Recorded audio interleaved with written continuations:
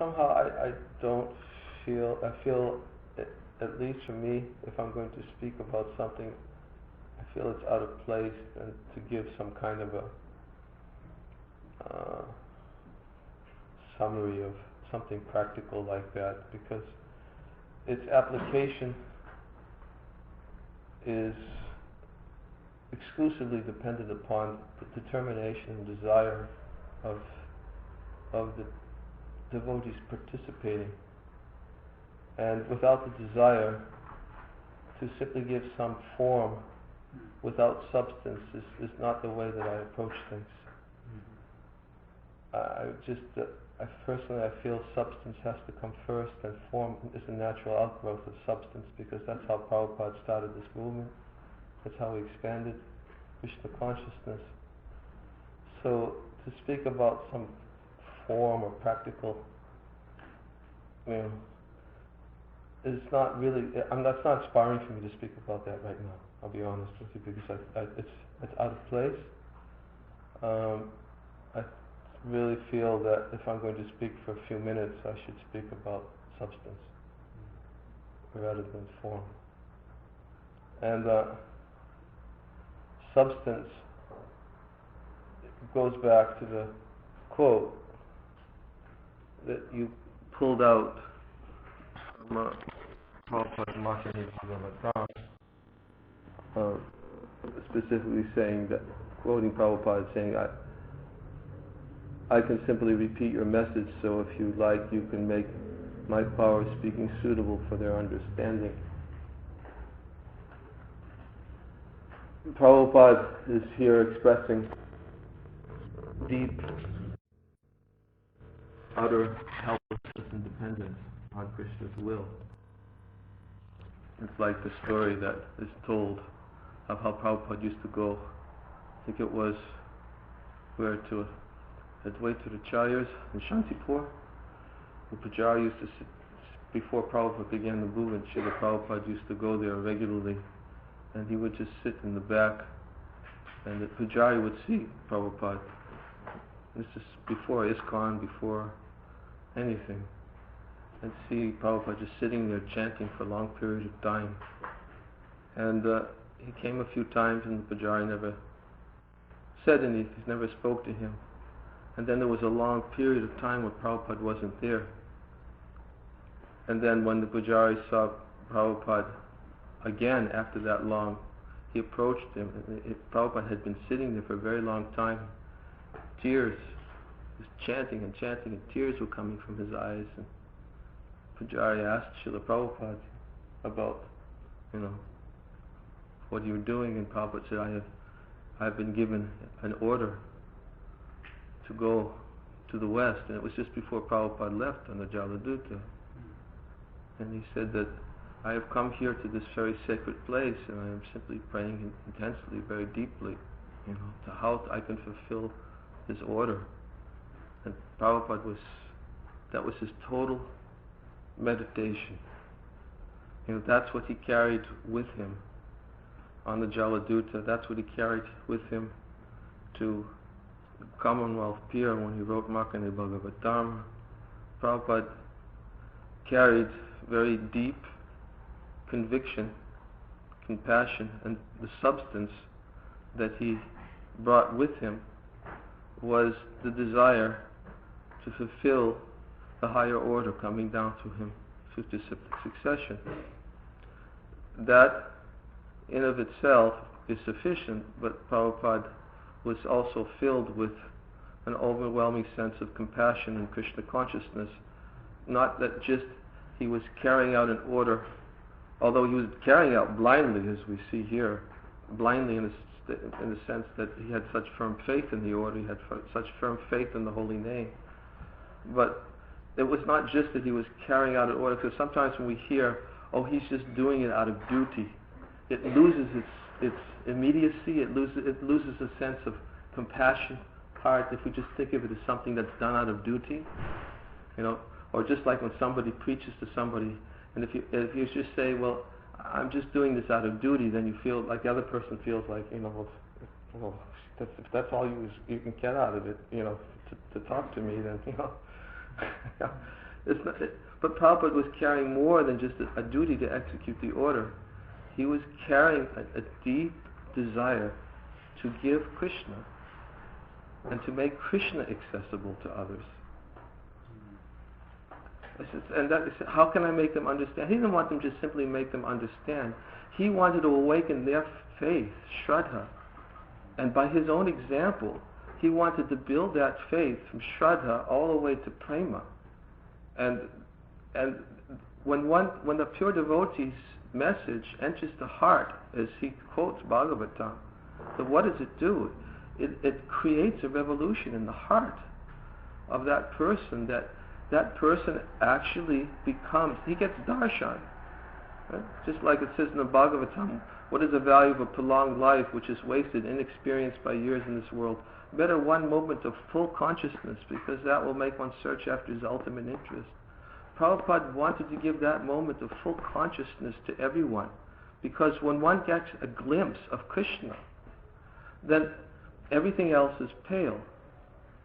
You know, my dear Vyas, even though a devotee sometimes falls down some or other, he certainly doesn't become a fruitive worker, because anyone who's once tasted the nectar of the lotus feet of Krishna will never be able to forget that ecstasy again and again. Prabhupada was giving darshan with Krishna. That, if you talk about the 60s and 70s, well, I was here in the early 70s, and I can tell you what drove everybody mad to spread Krishna consciousness was the darshan of Krishna that Srila Prabhupada was giving in our hearts. That's what drove us mad. And we became so mad that having once tasted it, we wanted to taste more and more. And what gave us the impetus? Prabhupada's smile. Prabhupada's pleasure gave us the impetus. We knew that by pleasing Prabhupada, we were pleasing Krishna. That's substance. Just like Gurudas Prabhu was just in Odessa festival. I was supposed to be there. I couldn't go there for my health. And I was doing a video broadcast to the devotees in Odessa just a few days ago. We did over the internet. I was speaking to 2,500 devotees, myself and Radhanath Maharaj. And Guru Das was there. And I invited him this year. And I know he tells so many stories. When I was there in Pune, when he and Shyamasundar and Malati were together telling stories, the early days of the sacrifices, the desire to please Prabhupada and the desire to give Krishna to others, because they knew that was pleasing to Prabhupada. They were ready to do anything, make any personal type of sacrifice, because they're driven by that unmotivated desire. No agenda. That purity, that sense of purpose, that sense of mission was inculcated in the hearts of Prabhupada's followers, because Prabhupada wanted so much for us to get that darshan of Krishna, so that we would be ready to keep on making those sacrifices and do everything necessary to see Krishna face to face. That's the value of association with a devotee. Therefore, even a moment's association, one moment, can give that person to search after his ultimate interest. And if we lose that sense of urgency, if we become complacent and forget that actually that's our goal, that goal is achieved by pleasing Krishna's pure devotee, who has no other desire in his heart than to please the Lord. That's how it's accomplished. No other way. Krishna has already established that his method for purifying this planet. He says, by the dust of the lotus feet of my pure devotees, I desire to purify the entire material world which is situated within me. And thus I follow in the footsteps of my devotees. Krishna says, I follow in the footsteps, taking their dust. That's Prabhupada's mission. That's what he did. He taught us by his example. We saw in Prabhupada somebody who was ready to sacrifice everything. Now, are we prepared to do that, to make people Krishna conscious?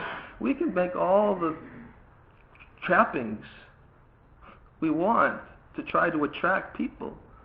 But where are we going to bring them once we've captured them? Have we accomplished our mission by getting followers? We've not accomplished our mission by getting followers.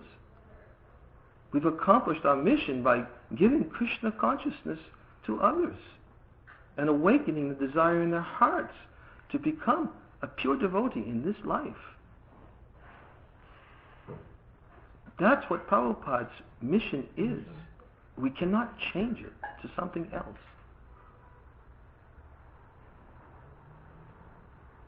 So,